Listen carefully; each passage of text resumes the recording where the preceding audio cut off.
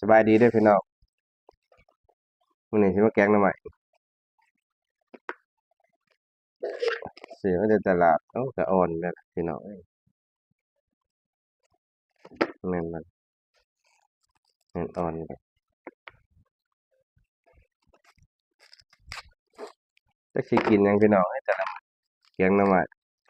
มาเด้อพี่น้องเด้อใครอยากแกงหน่อไม้นำข้อย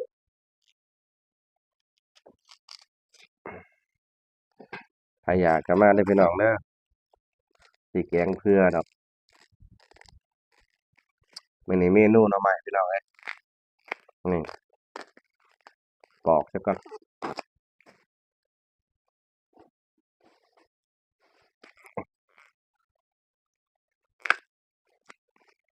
จักสิกินหยังก็บ่ฮู้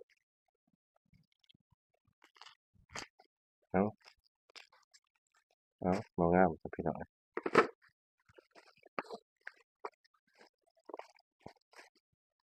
เดี๋ยวไปเบิ่งตอนแกงนี่พี่น้องเด้อนี่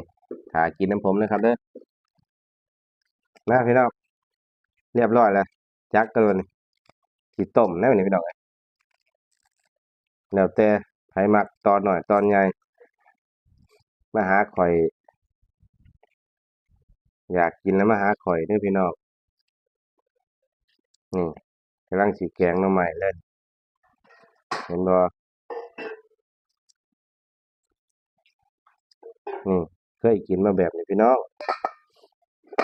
ได้3ยอดมาครับ50ครับนี่เดี๋ยวสิมาปลูกหน่อไม้ขายอีกบาทเลยมาพี่น้องมาถ่ายกินนำเด้อ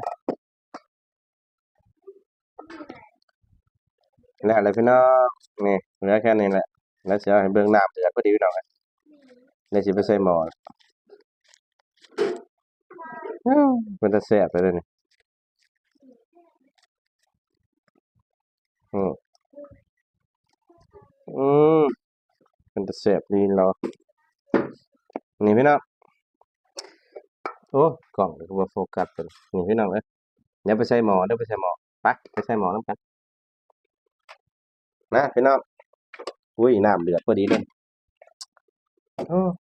เอาสอนน้ำคือหน่อยแท้นี่พี่น้องน้ำกำลังเดือดพอดีเลยคือสิแซ่บเดี๋ยวนี้แล้วอันนี้ก็เอาพี่น้องไป50บาทได้โครงไก่มาใส่นำเอ้า